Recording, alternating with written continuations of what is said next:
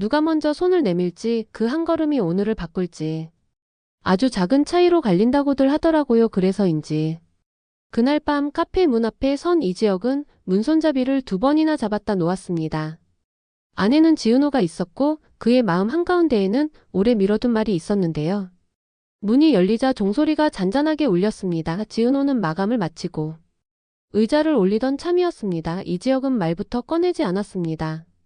먼저 고개를 숙였고 숨을 한 번 깊게 들이켰습니다. 은호야, 오늘은 부탁이 있어요. 한 사람 이름은 잠깐만 빼고 이야기하면 좋겠습니다. 이 말 한 줄에 그동안의 상처와 후회가 담겨 있었는데요. 지은호는 대답을 서둘지 않았습니다. 물을 데우고 컵을 올리며 조용히 물었습니다. 선배, 지금 필요한 말이 뭔지 스스로 알고 오신 거죠? 이지혁은 고개를 끄덕였습니다. 늦게 배웠습니다. 그래도 배웠습니다. 그날 밤은 길게 이어졌습니다. 두 사람은 서로가 지나온 시간을 천천히 꺼내놓았는데요. 이지혁은 한동안 집을 떠나 막노동을 하며 마음을 붙잡으려 했다고 했습니다. 철근을 들며 어깨가 내려앉고 밤마다 손바닥이 얼얼했는데요. 일로는 마음이 덮이지 않더라고 했습니다. 도망치면 나아지겠지 했는데요. 멀리 갈수록 더 선명해졌습니다. 내가 누구에게 빚을 지고 있는지요? 지은호는 그 말을 조용히 들었습니다. 쉽게 용서하지도 바로 다그치지도 않았습니다. 선배, 빚을 갚는 방법은 여러 가지가 있습니다. 말로 시작하되 말에서 끝내지만 않으면 됩니다. 다음날 박성재가 찾아왔습니다. 그는 늘 단정한 사람이었는데요. 오늘은 더 말수가 적었습니다. 은호 후배, 나는 마음이 하나 있습니다.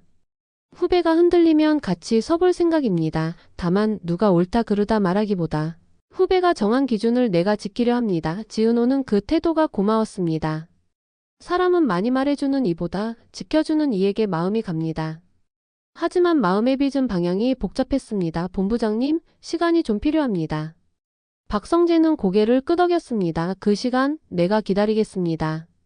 대신 후배의 하루가 무너지지 않게 옆에서 살필 수 있게만 해주세요. 그 무렵 이지혁은 집으로 다시 발을 들였습니다.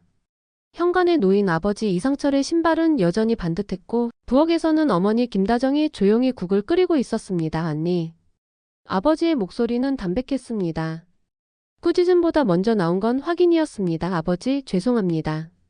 죄라는 말은 쉽다다만 다시 서는 건 쉽지 않다. 내가 다시 서려고 한다면 내 몫은 옆에서 받쳐주는 일이다. 뜻밖의 말이었습니다.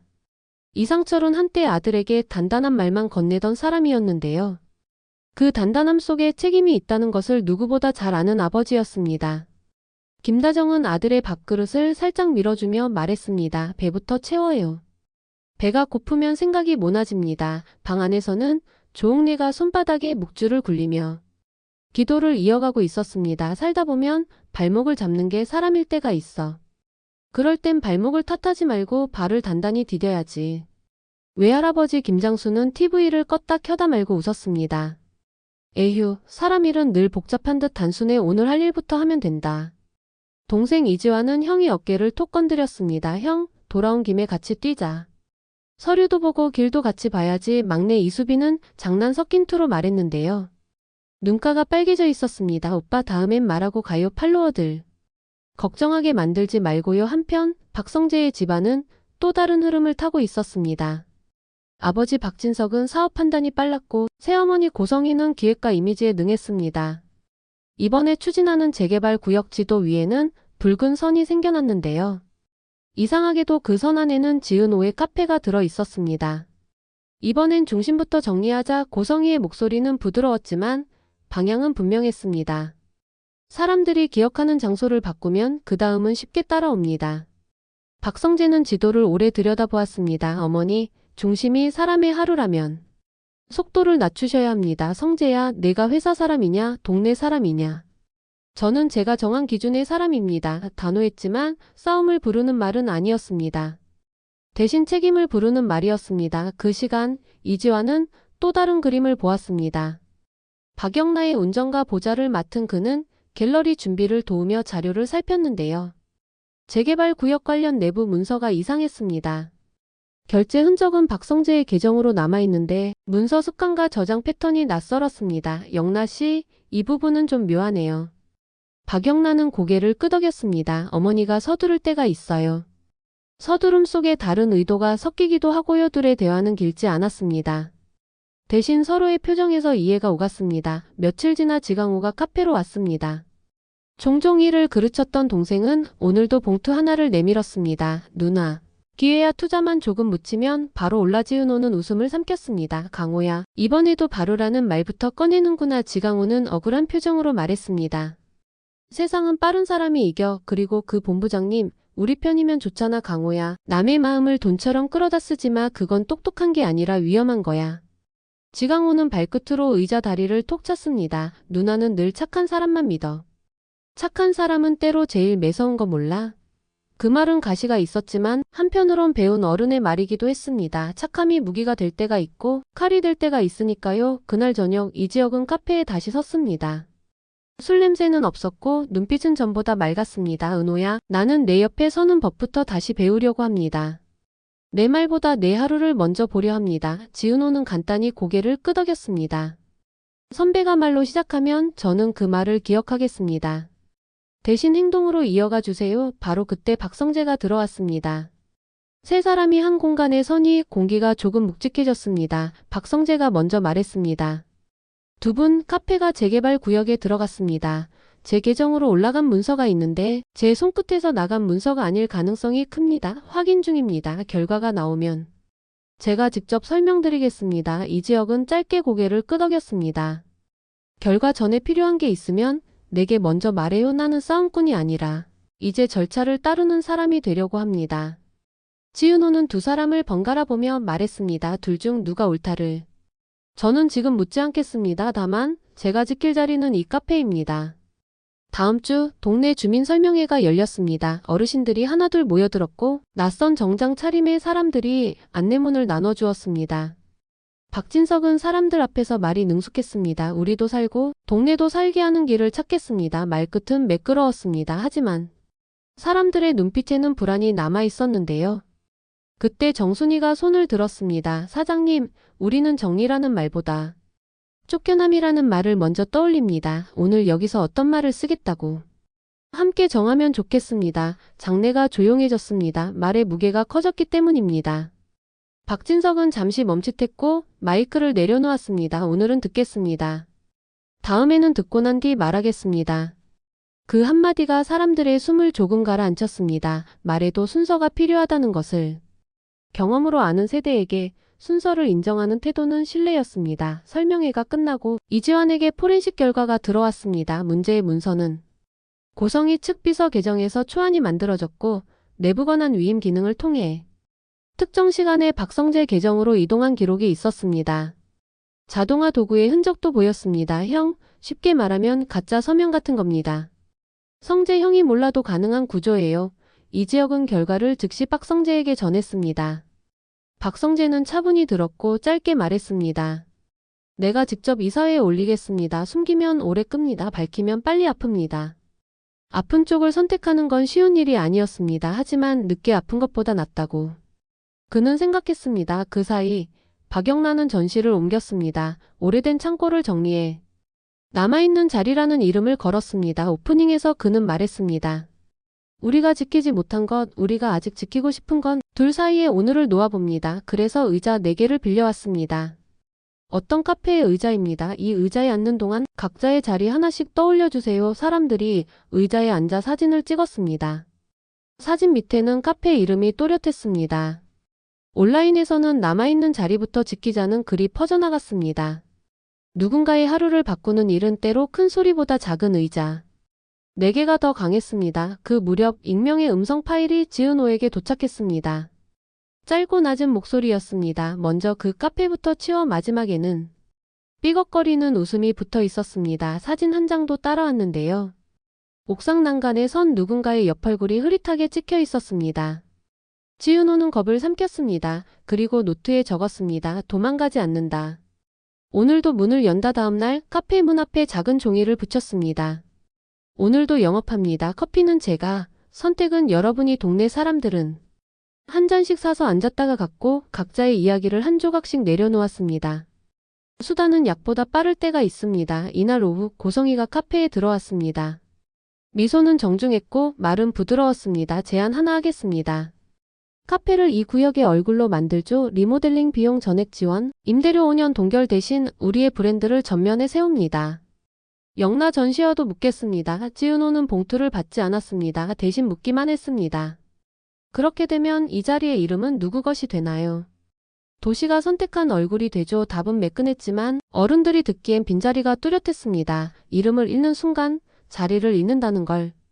오래 살아본 분들은 잘 압니다. 밤이 내려앉을 때 네 사람이 조용히 모였습니다. 지은호, 이지혁, 박성재, 박영나. 테이블 위에는 포렌식 결과와 음성 파일이 놓였습니다. 결론은 서두르면 안 된다는 겁니다. 박영나가 말했습니다. 이미지 싸움은 사람이 이깁니다. 우리가 속도를 늦추고 말의 주인이 되면 이깁니다. 박성재는 고개를 끄덕였습니다. 내부 절차는 내가 밟겠습니다. 불법과 위조는 회사의 신뢰 문제입니다. 이지혁은 손등을 내려다보며 말했습니다. 현장 일은 내가 챙기겠습니다. 불법 해체와 안전 문제는 절차로 맡겠습니다. 지은호는 마무리했습니다. 저는 제 자리를 지키겠습니다. 누가 오든 어떻게 오든 문을 열어두겠습니다. 다만 복수처럼 보이는 일은 하지 말아주세요. 복수는 길을 더 막습니다. 그 사이 집에서도 변화가 있었습니다. 이상철은 아들에게 말했습니다. 사람답게 살자는 말로 하면 훈계고 행동으로 하면 손해가 될 때가 있다.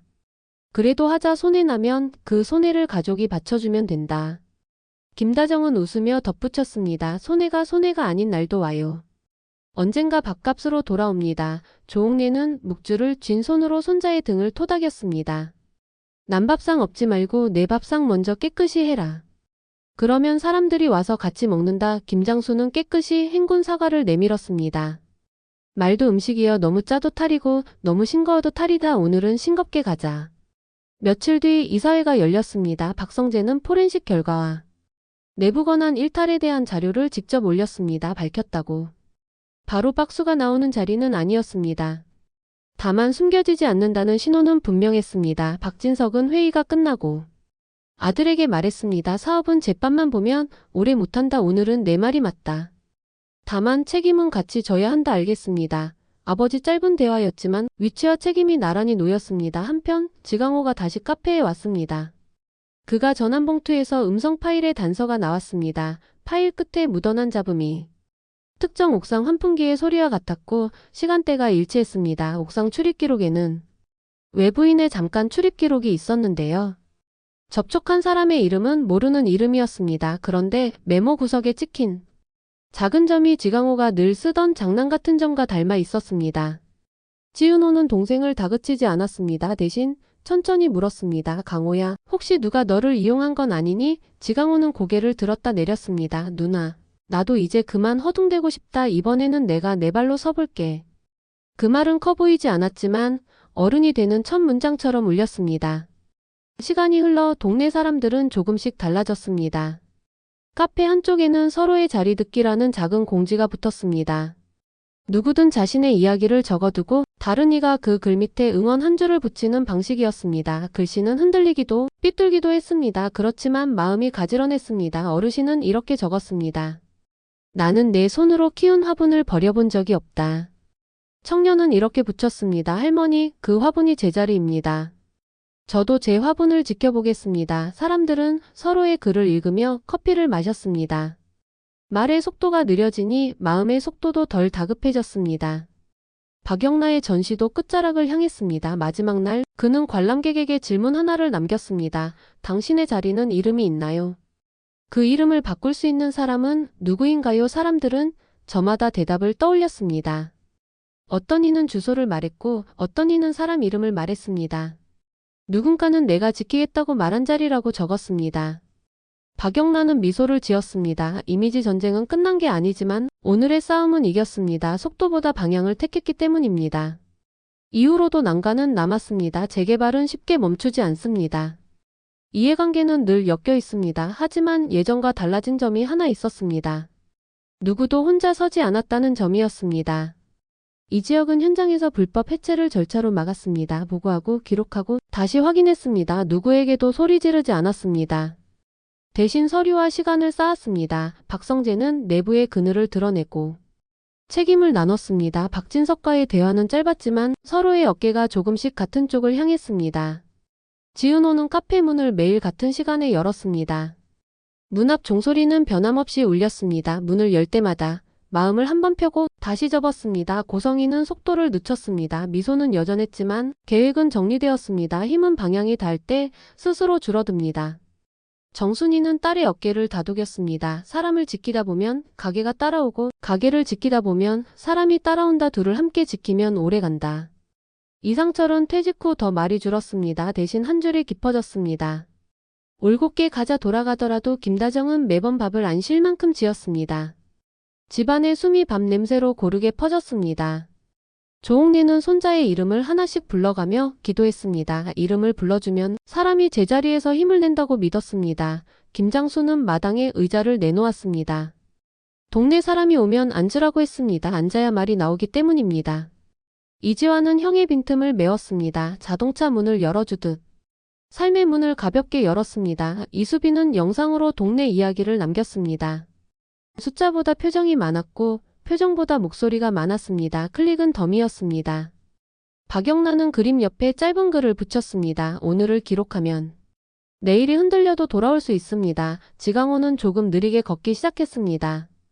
조급함이 줄어드니 눈에 들어오는 것이 늘었습니다. 늦은 만큼 오래가는 법을 익혔습니다. 이야기는 여기서 끝나지 않습니다.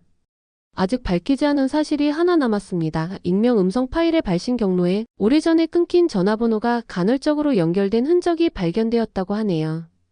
그 번호의 사용자는 이미 세상을 떠난 사람로 기록되어 있었습니다. 흔적을 더듬다 보니 중간에서 번호를 우회해 쓴 누군가가 있었고 그 사람은 동네와 회사 사이를 자주 오가던 이름이었습니다. 그 이름을 듣는 순간 몇몇 사람의 시선이 동시에 한 곳으로 향했다는군요. 다만 오늘은 여기까지가 알맞습니다. 어른들은 한 번에 다 말하지 않습니다. 여지를 남기면 사람들은 하루 동안 생각을 모으고 다음 이야기를 기다립니다. 그래서 마무리는 이렇게 하겠습니다. 문은 내일도 같은 시간에 열립니다. 커피는 오늘처럼 적당히 뜨겁고 의자는 오늘처럼 조용히 사람을 받쳐줄 겁니다. 누가 먼저 손을 내밀지 그 한 걸음이 또 하루를 바꿀 수 있습니다. 우리는 이미 알고 있습니다. 작은 걸음이 오래 간다는 것을요. 오늘 준비한 이야기는 여기까지입니다. 구독과 좋아요, 알림 설정 부탁드립니다. 끝까지 시청해주셔서 감사합니다.